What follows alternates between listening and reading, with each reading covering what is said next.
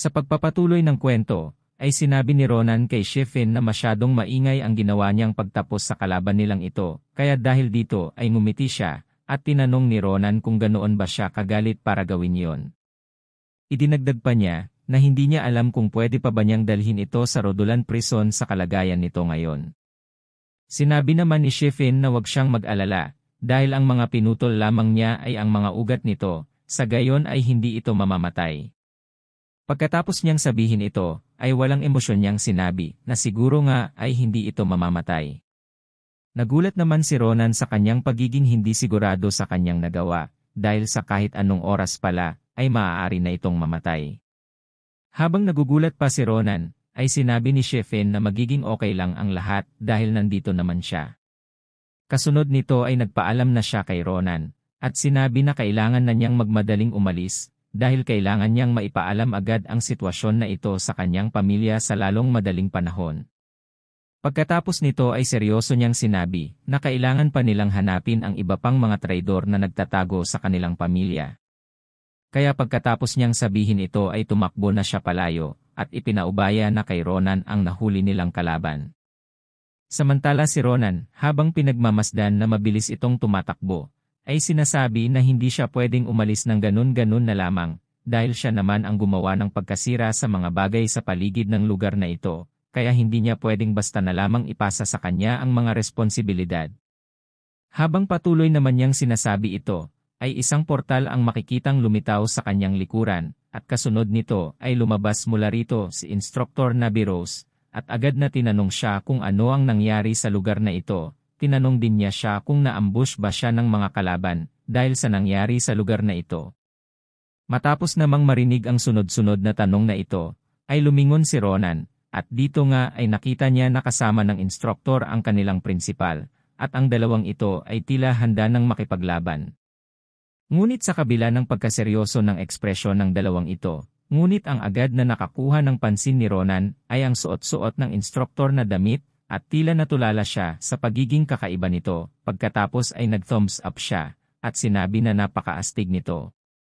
Tila napipiko naman ang instruktor sa naging tugon ito, dahil napakarami niyang itinanong sa kanya, ngunit ito pa ang kanyang sinabi, kaya sinabi niya sa kanya sagutin na lamang ang mga tanong niya.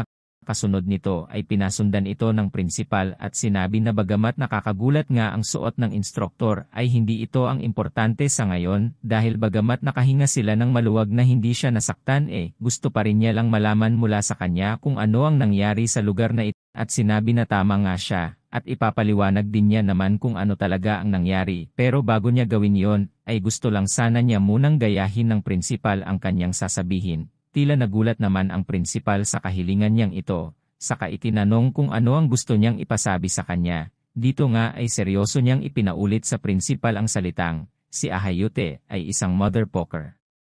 Sa pagkarinig nito ay nagulat, at naguguluhan ang prinsipal kung ano ang ibig sabihin ng mga salitang ito.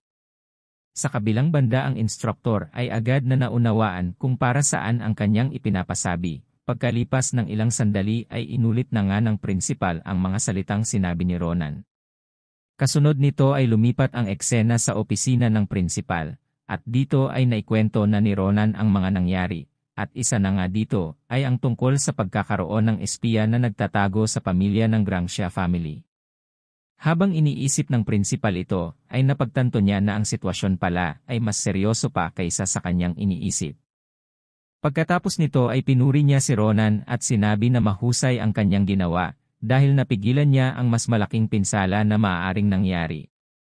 Ngumiti naman si Ronan habang napapakamot sa ulo, at sinabi na masyado naman niya siyang pinupuri, habang sinasabi niya ito ay iniisip niya, na isekreto na lang muna na nakikita niya ang kakaibang mana nagmumula sa mga kalaban, dahil hindi pa naman siya ganoon kasigurado kung ito nga ay isang pruweba na ang mga ito ay kasapi sa organisasyon ng mga ito. Dagdag pa kung ang impormasyon tungkol dito ay sakaling lumabas, ay hindi lamang siya kundi maging ang kanyang mga kaibigan at pamilya ay malalagay din sa panganib. Habang iniisip pa niya ito, ay sinabi ng prinsipal na ang kasong ito ay magkakaroon ng isang malaking investigasyon na nakasentro Grancia family, kaya hindi na siya kailangang mag-alala pa tungkol dito, at ituon na lamang ang kanyang pansin sa kanyang pag-aaral. Pagkatapos naman niyang sabihin ito, ay ngumiti siya kay Ronan at sinabi na ang imperyo ay malaki na ang utang na loob sa kanya, kung isasama pa ang nangyari sa bayan ng mga blacksmith, kaya dahil dito ay gusto niyang bigyan siya ng isang reward. Kaya tinanong niya si Ronan kung mayroon ba siyang gusto na matanggap. Bigla namang natuwa si Ronan sa pahayag na ito, at sinabi na sakto ito dahil mayroon nga siyang gustong gawin sa loob ng akademya na mangangailangan ng kanyang approval. Agad din namang napaisip ang prinsipal kung ano ang bagay na mangangailangan pa ng kanyang approval, kaya na-curious siya kung ano ang bagay na ito. Kinabukasan sa loob ng Filion Plaza, ay makikita si Ronan sa harap ng bulletin board, at tinatawag ang pansin ng iba pang mga estudyante. Ang mga estudyante naman habang pinakikinggan siya, ay kinakabahan sa kung ano na naman ang gustong gawin ni Ronan. Pagkatapos ay nagsimula siyang magsalita, at sinabi na kung hindi ba sila napapagod sa paggawa ng kanilang mga club activities, na ginagawa nila sa loob lamang ng akademyang ito. Pagkatapos niyang sabihin ito, ay idinikit niya ang isang notice sa bulletin board at ipinahayag niya na ginawa niya ang bagay na ito na iniisip ang sitwasyon nilang ito. At tinawag niya ito na Special Class Adventure Club. At ang club niyang ito ay magsasagawa ngayon ng isang recruitment para sa gustong maging miyembro nito. Sa sandaling ito ay isang estudyante ang tatanungin sana siya kung ano ang Special Class Adventure Club na kanyang sinasabi, ngunit bago pa man niya matapos ang kanyang sasabihin, ay dinutdot na ni Ronan ito sa mukha ng kanyang daliri, saka sinabi na magandang tanong nga ito. Kasunod nito ay sinabi niya na ang Special Class Adventure Club ay isang extremely constructive club na itinataguyod ang pagdevelop ng mga talentadong individual, at sa hinaharap ay magko-contribute sa impyerno, sa pamamagitan ng practical at external activities. Pinagmamalaki pa niya na ito lamang ang tanging club na mayroong approval ng principal para sa outdoor activities. Matapos namang marinig ang kanyang paliwanag tungkol sa kanyang club, ay nagkaroon ng bulong-bulungan ang mga estudyante na tila naiengganyo sa mga sinabi ni Ronan. Samantala, habang ginagawa pa nila ito ay sinabi ni Ronan, na kung sino man ang gustong sumali ay maaari silang pumunta sa first arena ng Galileon Hall para sa interview, at ang kanilang pagpunta doon ay ipinagpapasalamat na niya. Samantala habang ginagawa niya ang mga bagay na ito, ay isang babae ang makikita na pinagmamasdan siya, at pagkalipas ng ilang sandali ay napasabi na lamang ito na hindi siya makapaniwala na ito nga ang taong hinahanap niya, dahil habang pinagmamasdan niya ito, ay mayroon itong kakaibang ekspresyon na tila hindi mapagkakatiwalaan. Makalipas ang ilang araw sa Galileon Hall, ay makikitang may madilim na ekspresyon si Ronan, at tinatanong kung bakit ganito ang kinalabasan ng kanyang ginawang recruitment. Dahil noong mga panahon na iyon sinadya pa nga niyang gumawa ng palabas sa gitna ng plaza, para lamang makahanap ng mga bagong talento. Ngunit sa kabila nito ay lumipas na ang araw at ang tanging pumunta lamang ay ang dalawa niyang kaibigan na si Maria at si Asel. Tumawa naman si Maria at sinabi na tinatanong pa ba talaga niya kung bakit ganito ang nangyari.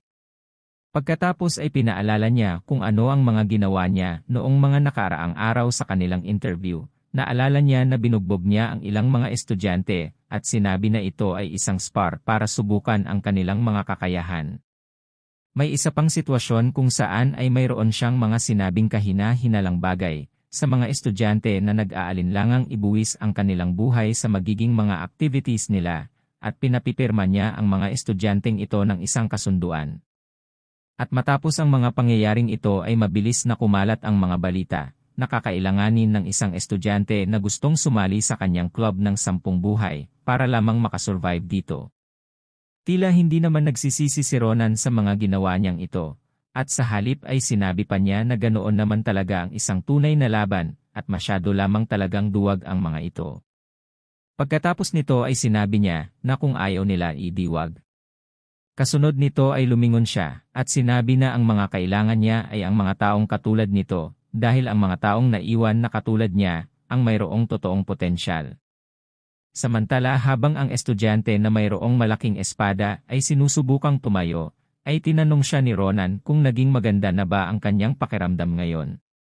Kasunod nito ay ngumiti siya, at sinabi na siya ang nagpumilit na makipag-isparing sa kanya, kahit na sinabi niya na hindi na niya kailangang subukan pa ang kanyang mga kakayahan. Ngunit sa kabila nito ay sinabi pa rin ni Ronan na nakapasa siya sa pagsubok na ito.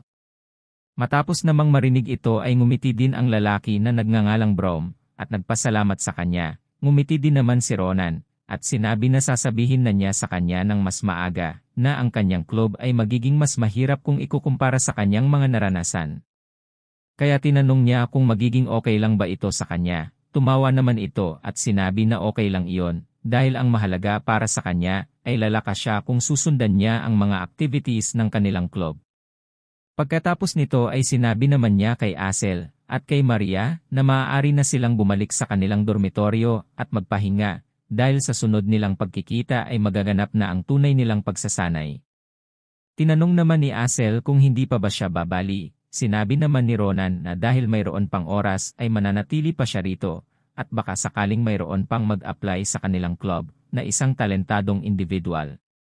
Pagkalipas ng ilang oras ay inabutan na siya ng gabi sa lugar na ito at habang napapamura pa siya, ay sinabi niya na kahit isa ay walang pumunta matapos ang kanilang paghihiwalay ni Maria at Asel. At ang tanging kasama niya lamang dito ay ang assistant instructor na si Adeshan.